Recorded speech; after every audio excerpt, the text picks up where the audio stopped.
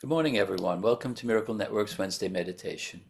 I'm so glad we're all here to share this time together. If you're on YouTube, don't forget to click the subscribe button below to receive updates and notifications.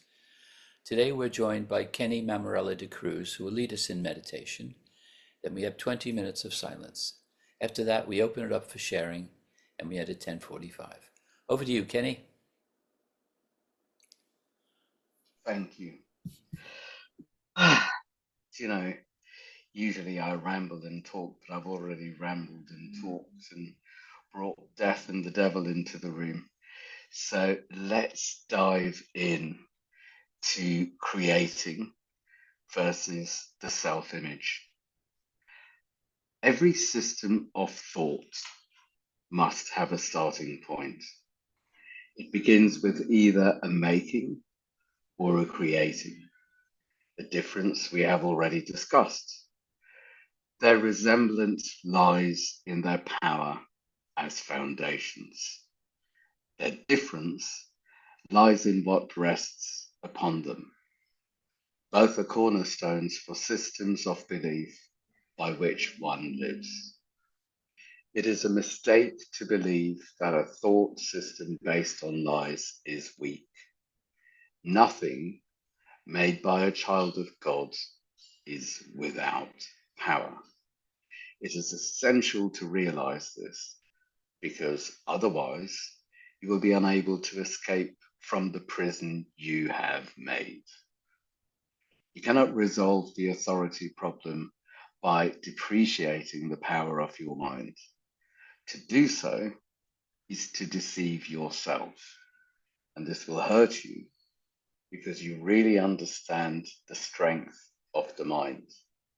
You also realize that you cannot weaken it any more than you can weaken God. The devil is a frightening concept because he seems to be extremely powerful and extremely active. He is perceived as a force in combat with God, battling him for possession of his creations. The devil deceives by lies and builds kingdoms in which everything is in direct opposition to God. Yet he attracts men rather than repels them, and they are willing to sell him their souls in return for gifts of no real worth. This makes absolutely no sense. We have discussed the fall or separation before, but its meaning must be clearly understood. The separation is a system of thought real enough in time, though not in eternity. All beliefs are real to the believer. The fruit of only one tree was forbidden in the symbolic garden, but God could not have forbidden it, or it could not have been eaten if God knows his children, and I assure you that he does. Would he have put them in a position where their own destruction was possible? The forbidden tree was named the tree of knowledge. Yet God created knowledge and gave it freely to his creations. The symbolism here has been given many interpretations, but you may be sure that any interpretation that sees either God or his creations as capable of destroying their own purpose is in error. Eating of the fruit of the tree of knowledge is a symbolic expression for usurping the ability for self-creating. This is the only sense in which God and his creations are not co-creators. The belief that they are is implicit in the self-concept, or the tendency of the self to make an image of itself. Images are perceived, not known. Knowledge cannot deceive, but perception can. You can perceive yourself as self-creating, but you cannot do more than believe it. You cannot make it true. And as I said before, when you finally perceive correctly, you can only be glad that you cannot. Until then, however, the belief that you can is the foundation stone in your thought system, and all your defenses are used to attack ideas that might bring it to light. You still believe you are an image of your own making. Your mind is split with the Holy Spirit on this point, and there is no resolution, while you believe the only thing that is literally inconceivable. That is why you cannot create and are filled with fear about what you make. The mind can make the belief in separation very real and very fearful, and this belief is the devil. It is powerful, active, destructive, and clearly in opposition to God, because it literally denies his fatherhood. Look at your life and see what the devil has made, but realize that this making will surely dissolve in the light of truth, because its foundation is a lie. Your creation by God is the only foundation that cannot be shaken, because the light is in it. The starting point is truth, and you must return to your beginning. Much has been seen since then, but nothing has really happened. Yourself is still in peace, even though your mind is in conflict. You have not yet gone back far enough, and that is why you become so fearful. As you approach the beginning, you feel the fear of the destruction of your thought system upon you, as if it were the fear of death. There is no death, but there is a belief in death. The branch that bears no fruit will be cut off and will wither away. Be glad. The light will shine from the true foundation of life, and your own thought system will stand corrected. It cannot stand otherwise. You who fear salvation are choosing death, life and death, light and darkness, knowledge and perception are irreconcilable. To believe that they can be reconciled is to believe that God and his Son cannot. Only the oneness of knowledge is free of conflict. Your kingdom is not of this world, because it was given you from beyond this world. Only in this world is the idea of an authority problem meaningful. The world is not left by death, but by truth, and truth can be known by all those for whom the kingdom was created and for whom it waits.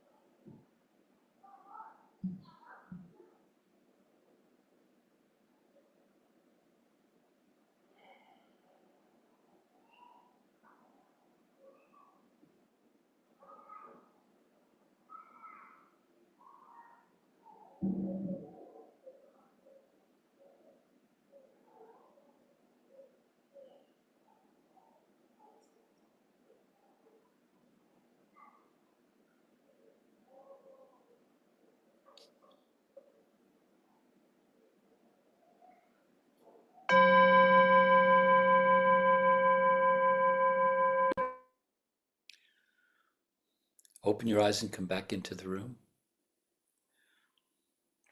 We have 16 minutes left for sharing. If you'd like to share, raise your hand and I'll invite you to take yourself off mute. Who'd like to share?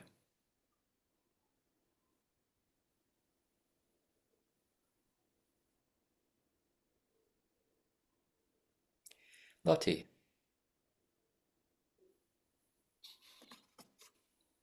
Can I just ask a question? Is it possible for me to look back at those words that you were saying, Kenny? It was really interesting, but I didn't manage to hold on to it, to meditate on it properly. So was it something from the course? Yes, I will put it in chat now. Thank you. There you go. Thank you. Yeah, it's very much from the course. Creating versus self-image. 7. It's from chapter 3, the last lesson.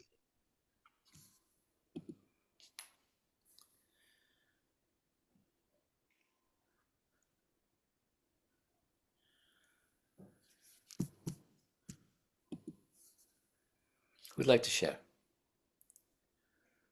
Norman. Yes, that put me in total turmoil because the word devil freaks me out. Having grown up in Northern Ireland, where they preach more about the devil than they do about God, it's all hell, fire, and damnation, and sort of livid. The hell is anybody talking about the devil for? The bloody thing doesn't exist. It's just a word is enough to, put people in dreaded fear. And so they're going to end up after their life. But then I was getting so mad, I suddenly realised, what am I getting so mad about? There's something here that I haven't looked at.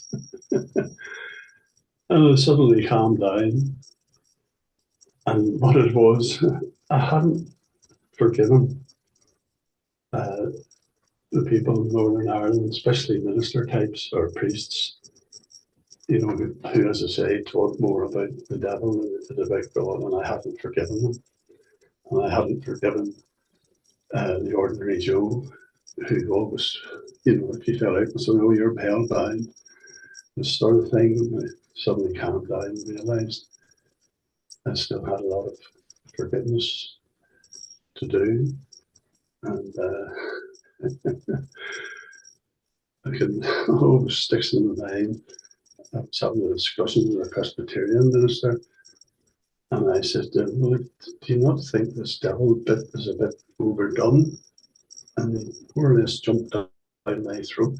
And he said, Jesus mentioned him 32 times, and I should know. I counted them. I thought, no, not going to get away with it here. And as I say, just the mention of the word, just, an old body starts to fall apart, really. But obviously a lesson to forgive myself for thinking it was real, and that's just all I was doing. I wasn't going to say it, and that was so annoying. But as long, I know the penny dropped at the end. So thank you. What a journey, Norman. Wow. And how peculiar the way that love is taught through not just fear, but terror.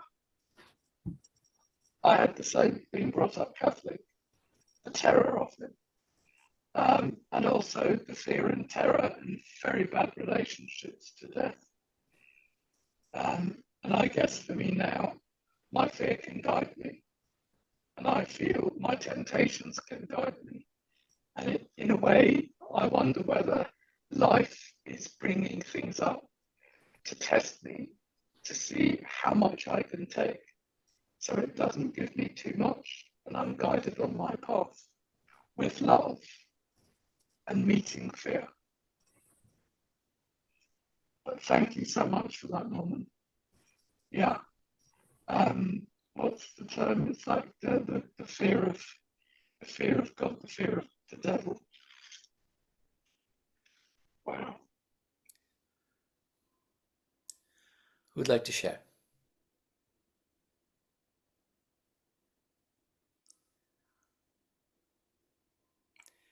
Kenny, you said something. Hold on. You said something that I really liked. I started to write it down. I couldn't remember the last word. It was, the world is not left by death, but by, and the last word, was it awakening or knowledge? Yes. Knowledge, I think it was Knowledge. knowledge. Was it truth, Kenny? Yes, yes, that's right, it's truth. Truth. Great. Yeah. Thank you. Yeah.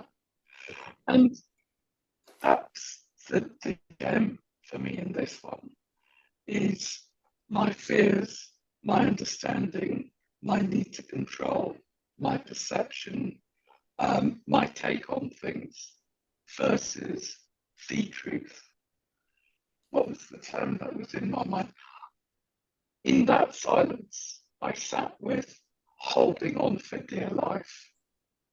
And I turned that around, and it was almost holding on for dear death, because my holding on for dear life is the separation that brings the pain and limits the truth I feel.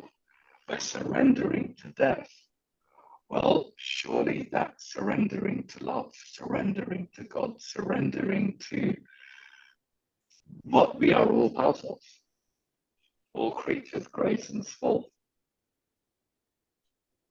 Not that I'm referring to you reincarnated as a ladybird there, Dan, of course. Don't let anyone know. Okay, Lois, would you like to share? Yeah, I had two things going on because I felt very peaceful, but at the same time, and I suppose being relative newcomer to the course compared to other people here, it immediately brought up for me the big question for me, which my ego always likes to throw up, which is, if we were in perfect peace and joy with God, why did we do anything that disturbed it? And the course really doesn't, so far anyway, doesn't seem to deal with that. That's the bit that I struggle to understand and comes back repeatedly. I just wanted to share that. I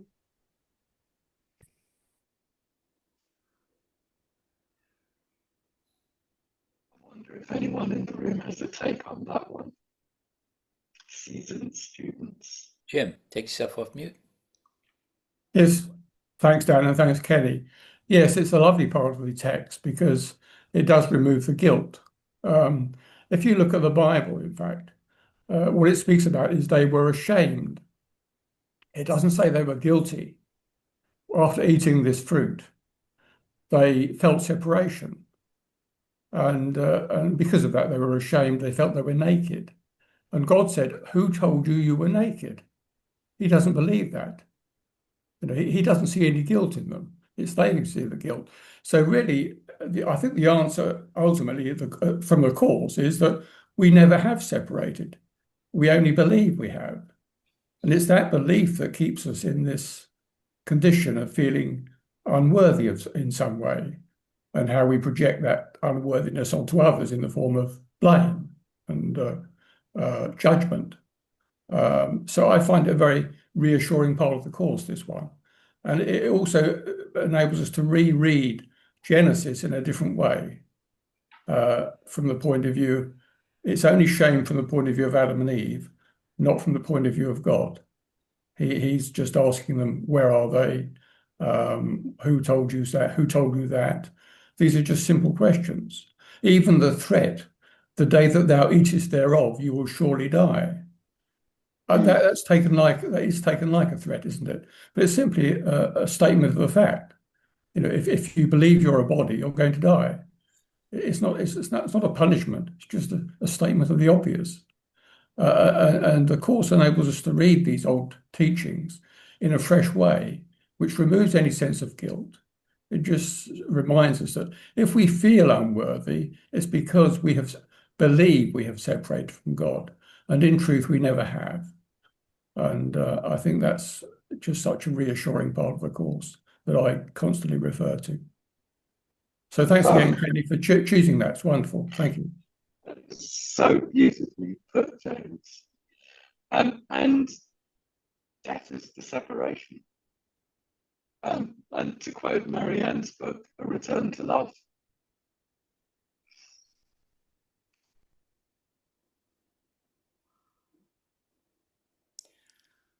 Okay, who'd like to share?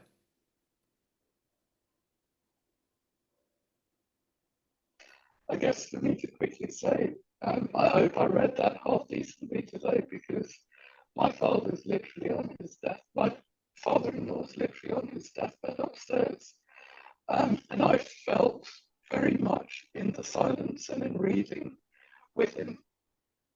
I don't speak Italian; he's Italian, but making eye contact and not kidding myself that he even necessarily recognizes me, but being with him and remembering other times I've been with people, when I worked in Calcutta with dying people, and being in the space of the love of crossing over, and maybe the fear of crossing over, the surrender, a very, very sacred space to kind of feel in a very different space between worlds.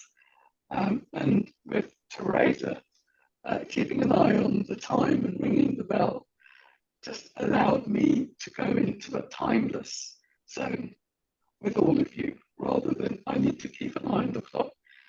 That was bliss. So thank you all very, very much. Who'd like to share?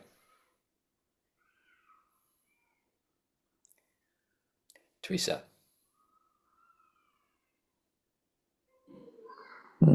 Thank you, Kenny. Thank you, everybody, for being here. Kenny, when you read that, I too, similar to Norman, I thought, the devil. But that's all right. Then I started to think. I remembered I've had a funny old morning. I had a dream this morning. Sometimes I have dreams in the morning and just before I wake up. And my dream was about a dear friend who has passed now. And I realized I wanted to hold on to this dream. I wanted to go back and reclaim, to capture her, have some more time with her. And and then as I was waking up, I just thought, well, this is kind of what we're doing. The course tells us we're looking, it's already over. You read that, it's already done. And it's very similar to going back over a movie, all the different parts. And that's what I was trying to do in my night dream, or my early morning dream, was showing me that, really.